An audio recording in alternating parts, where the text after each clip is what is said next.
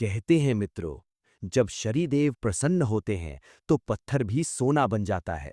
लेकिन सावधान रहो, एक छोटी सी गलती, केवल एक गलती, और जीवन अंधकार में डूब सकता है।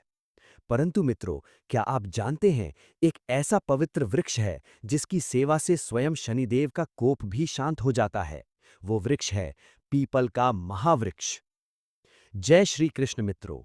आज हम आपके लिए लेकर आए हैं एक अत्यंत रहस्यमय और पावन कथा, शनिदेव और पीपल वृक्ष की। ऐसी कथा जो आपके जीवन की सभी समस्याओं का समाधान कर सकती है।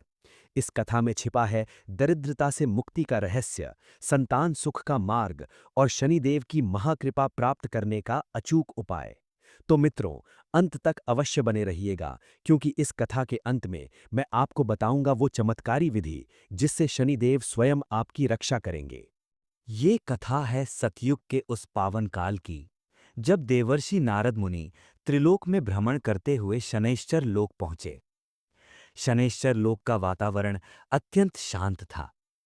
चारों ओर नीलम की आभा जैसा दिव्य प्रकाश फैला हुआ था, और वहां सिंहासन पर विराजमान थे न्यायकारी सूर्यपुत्र महाराज शनैश्चर।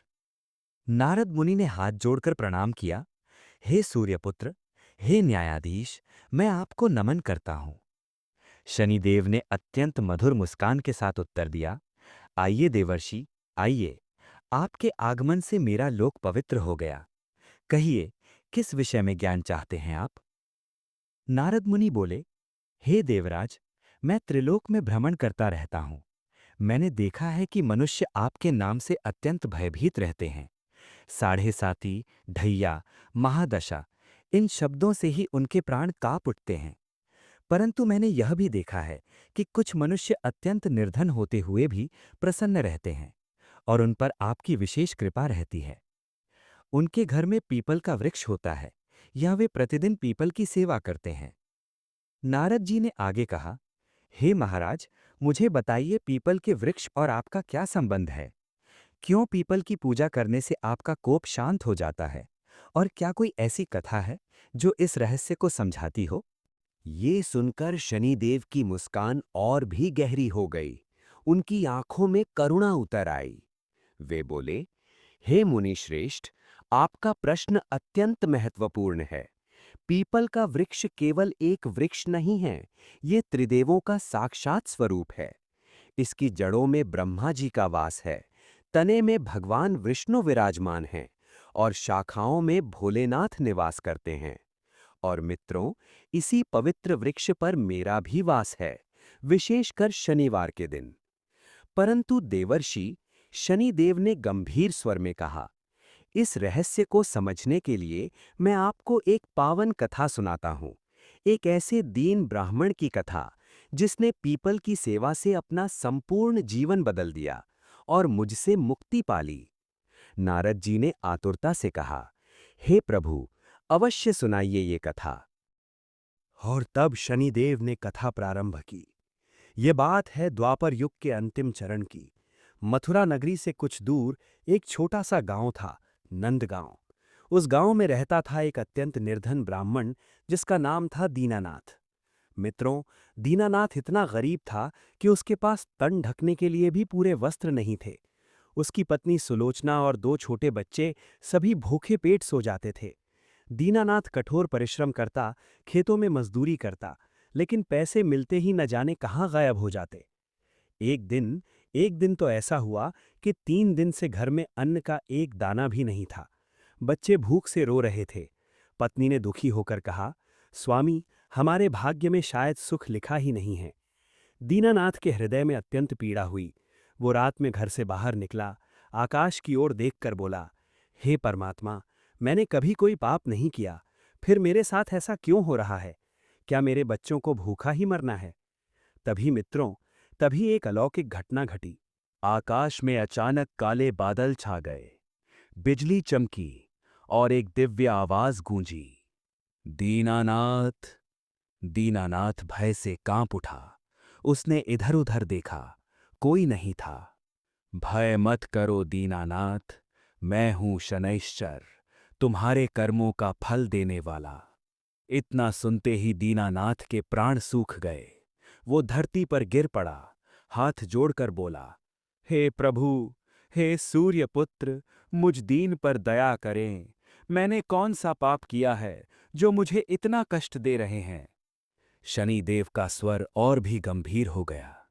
दीनानाथ, तुम्हारे पिछले जन्म के कर्म अत्यंत भयानक हैं।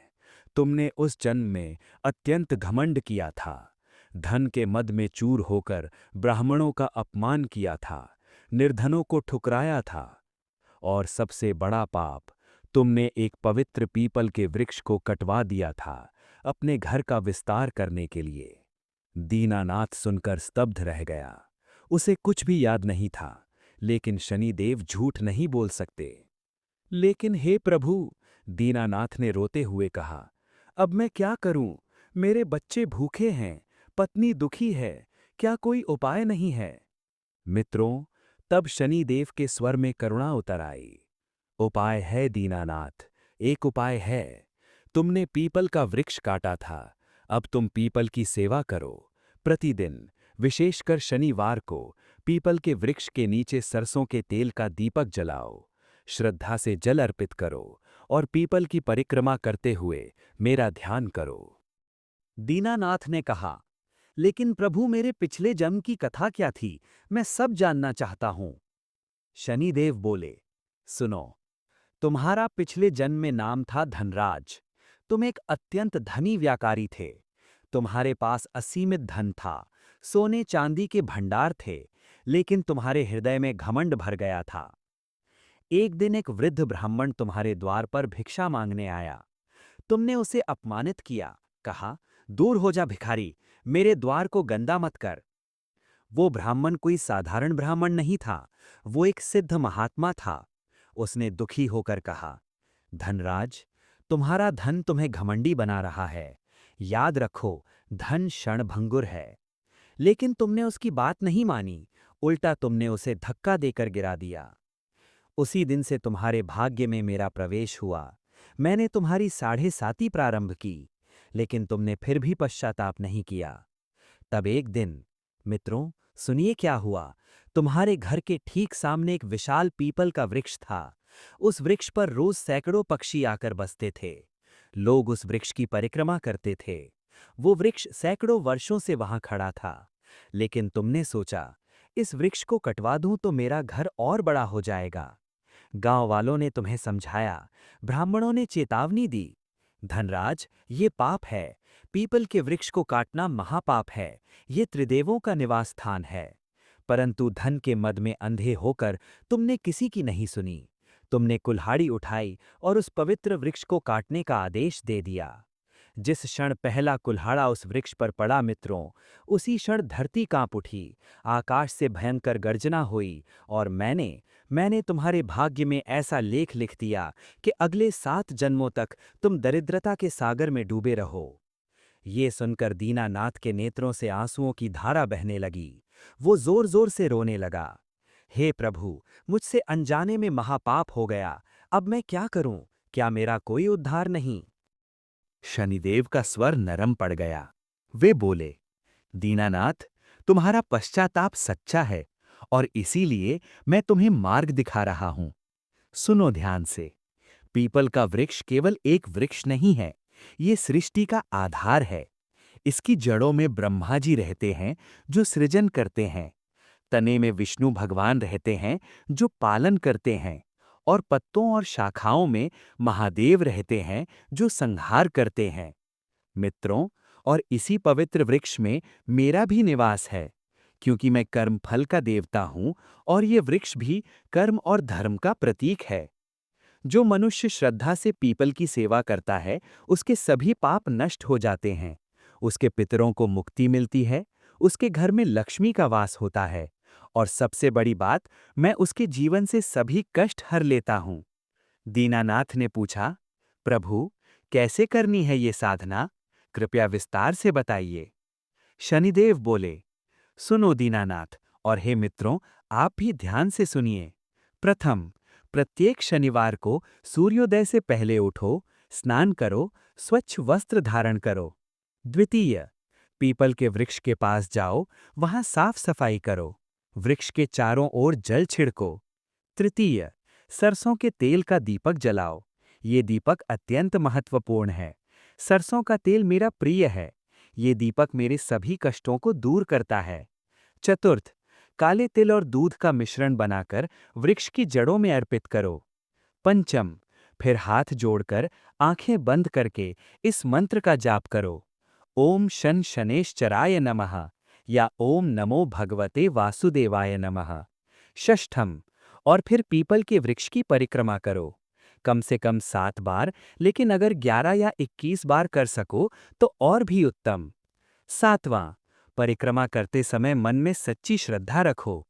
अपने पापों के लिए क्षमा मांगो और सबकी भलाई की कामना करो। दीनानाथ ने पूछा, प्रभु, कितने समय तक करनी है ये साधना? कम से कम 1 वर्ष तक, निरंतर, बिना नागा। और सबसे महत्वपूर्ण बात, दीपक कभी बुझने नहीं देना। अगर तेल कम हो जाए तो और डाल देना, लेकिन दीपक जलता रहना चाहिए। क्योंकि जब तक दीपक जलता है, मैं वहां उपस्थित रहता हूं। और जहां मैं प्रसन्न होकर उपस्थित रहता हूं, वहां कोई कष्ट नहीं आ सकता। अच्छा प्रभु, दीनानाथ ने कहा, मैं कल से ही प्रारंभ करूंगा। शनिदेव बोले, नहीं दीनानाथ, कल से नहीं, आज से ही प्रारंभ करो। अभी जाओ। गांव के बाहर जो विशाल पीपल का वृक्ष है, वहां जाओ। तुम्हें वहां वो सब मिल जाएगा जो चाहिए। और मित्रों, शनिदेव अंतर्ध्यान हो गए। दीनानाथ दौड़ता हुआ गांव के बाहर पहुंचा। वहां सचमुच एक विशाल, अत्यंत प्राचीन पीपल का वृक्ष था। चांदनी रात में वो वृक्ष ऐसा लग रहा था मानो दिव्य प्रकाश से जगमगा रहा हो। वृक्ष के नीचे पहुंचकर दीनानाथ ने देखा, वहां एक छोटा सा मिट्टी का दीपक रखा था और पास में सरसों के तेल से भरा एक पात्र। दीनानाथ के आश्चर्य का ठिकाना नहीं रहा।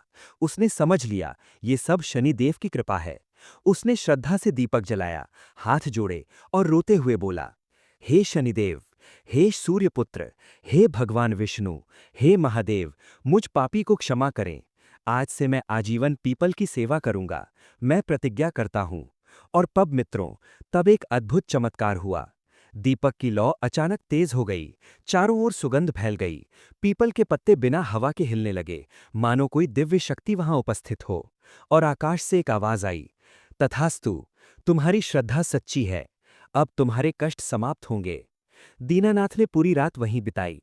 वो बार बार परिक्रमा करता रहा, मंत्र जपता रहा और दीपक में तेल डालता रहा। सुबह जब वो घर पहुंचा तो उसकी पत्नी खुशी से चिल्लाई, स्वामी देखिए, आज सुबह एक अनजान व्यक्ति अनाज की 10 बोरियां लेकर आया और कहा कि ये आपके लिए है। दीनानाथ समझ गया, ये शनिदेव की कृपा का प्रारंभ है। उस दिन से दीनानाथ ने एक दिन भी नागा नहीं किया। रोज शाम को वो पीपल के नीचे दीपक जलाता, शनिवार को विशेष पूजा करता, काले तिल, दूध, सरसों का तेल अर्पित करता। और मित्रों, धीरे धीरे उसके जीवन में परिवर्तन आने लगा। पहले महीने में उसे एक अच्छा काम मिल गया। तीसरे महीने में उसके घर में लक्ष्मी का प्रवेश हुआ, धन आने लगा। छठे महीने में गांव के लोग उसका सम्मान करने लगे। और 1 वर्ष पूरा होते होते दीनानाथ गांव का सबसे सम्मानित और समृद्ध व्यक्ति बन गया। लेकिन मित्रों, सबसे बड़ी बात ये थी, उसके हृदय में घमंड नहीं आया। वो नम्र रहा, दीनों की सेवा करता रहा और प्रतिदिन पीपल की पूजा करता रहा। एक दिन फिर से शनिदेव उसके सामने प्रकट हुए। दीनानाथ उनके चरणों में गिर पड़ा, रोते हुए बोला, हे प्रभु, आपकी कृपा से मेरा जीवन बदल गया। अब मुझे कुछ नहीं चाहिए, बस यही वरदान दें कि मैं आजीवन आपकी और पीपल वृक्ष की सेवा करता रहूं। शनिदेव मुस्कुराए। उन्होंने अपना हाथ दीनानाथ के सिर पर रखा। दीनानाथ, तुमने सच्ची श्रद्धा और भक्ति का परिचय दिया। तुम्हारे पिछले जन्म के सभी पाप नष्ट हो चुके हैं। अब तुम्हें 7 जन्मों तक सुख और समृद्धि मिलेगी। तुम्हारे घर में संतान सुख होगा। तुम्हारी संतानें धर्म के मार्ग पर चलेंगी। और मैं तुम्हें ये वचन देता हूं, जो भी मनुष्य तुम्हारी तरह श्रद्धा से पीपल की सेवा करेगा, मैं उसके सभी कष्ट हर लूंगा। उसकी 7.5 और महादशा भी शुभ फल देगी। इतना कहकर शनिदेव ने दीनानाथ को गले लगाया और अंतर्ध्यान हो गए। दीनानाथ ने जीवन भर पीपल की सेवा की। उसने गांव-गांव में पीपल के वृक्ष लगवाए। लोगों को पीपल की महिमा बताई और अंत में जब उसका समय आया तो वो मोक्ष को प्राप्त हुआ। शनिदेव ने कथा समाप्त की। नारद मुनि की आंखों में आंसू थे। वे बोले, हे प्रभु, यह कथा अत्यंत प्रेरणादायक है। सचमुच पीपल का वृक्ष दिव्य है और आप तो न्यायकारी होने के साथ साथ अत्यंत दयालु भी हैं। शनिदेव बोले, देवर्षि, मैं किसी को कष्ट नहीं देता। मैं तो केवल कर्मों का फल देता हूँ। लेकिन जो सच्चे मन से प्रायश्चित करता है, जो पीपल जैसे पवित्र वृक्ष की सेवा करता है, मैं उसके पाप काटकर उसे मुक्ति का मार्ग दिखाता हूँ। नारद जी ने कहा, मैं इस कथा को सारे लोकों में सुनाऊंगा ताकि हर मनुष्य जान सके कि पीपल की सेवा कितनी महत्वपूर्ण है। मित्रों, तो ये थी पीपल वृक्ष और शनिदेव की पावन कथा। अब मैं आपको बताता हूं, यदि आप भी इस उपाय को करें तो क्या क्या लाभ होंगे। पहला, आपके सभी पाप नष्ट हो जाएंगे, चाहे इस जन्म के हों या पिछले जन्म के। दूसरा, शनिदेव की साढ़े साती, ढैया या महादशा चल रही हो तो उसके कष्ट समाप्त हो जाएंगे, बल्कि शनिदेव शुभ फल देने लगेंगे। तीसरा, आपके घर में दरिद्रता कभी नहीं आएगी, लक्ष्मी जी का स्थायी निवास होगा। चौथा, संतान सुख की प्राप्ति होगी। यदि संतान नहीं है तो संतान मिलेगी। यदि संतान है तो वह स्वस्थ और बुद्धिमान होगी। पांचवा, आपके पितरों को मुक्ति मिलेगी, उनकी आत्मा को शांति मिलेगी। छठा, घर में शांति और सुख का वास होगा, कलह समाप्त होगा। सातवां और अंत में मोक्ष का मार्ग प्रशस्त होगा। तो मित्रों, अब सुनिए कैसे करना है ये उपाय। शनिवार की रात को या शनिवार की सुबह सूर्योदय से पहले पीपल के वृक्ष के पास जाएं। साथ में ले जाएं सरसों का तेल, मिट्टी का दीपक, काले तिल, दूध, फूल, अगरबत्ती। पहले वृक्ष के चारों ओर सफाई करें, जल छिड़कें। फिर दीपक में सरसों का तेल डालें और जलाएं। ध्यान रखें, दीपक बुझने न पाए। काले तिल और दूध मिलाकर वृक्ष की जड़ों में अर्पित करें। फूल और अगरबत्ती चढ़ाएं। फिर हाथ जोड़कर ये मंत्र बोलें, ओम शम शनैश्चराय नमः, कम से कम 11 बार या 108 बार। और ये मंत्र भी बोल सकते हैं, ओम नमो भगवते वासुदेवाय नमः, क्योंकि पीपल में विष्णु भगवान का वास है। फिर पीपल की परिक्रमा करें, कम से कम 7 बार। अगर 11 या 21 बार कर सकें तो और भी अच्छा। परिक्रमा करते समय मन में सच्ची श्रद्धा रखें, अपने पापों के लिए क्षमा मांगें और सबके सुख की कामना करें।